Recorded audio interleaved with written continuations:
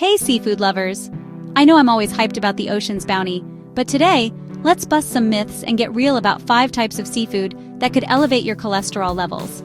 Seafood is often the poster child for heart-healthy eating, but there are a few catches, pun intended, so let's dive in. First up, shrimp. This little shellfish packs a big punch when it comes to dietary cholesterol. Just 3 ounces of shrimp can have over 160 milligrams of cholesterol.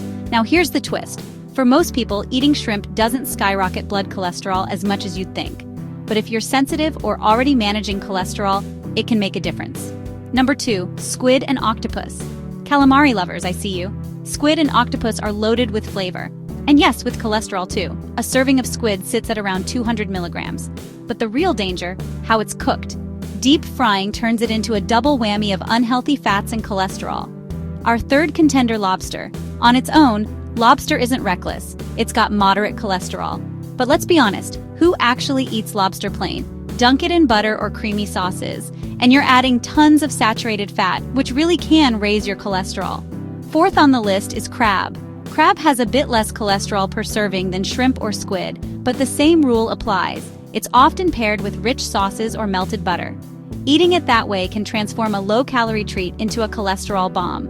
Finally, let's talk about fried fish and processed seafood, like fish sticks or battered fillets. These are the wild cards.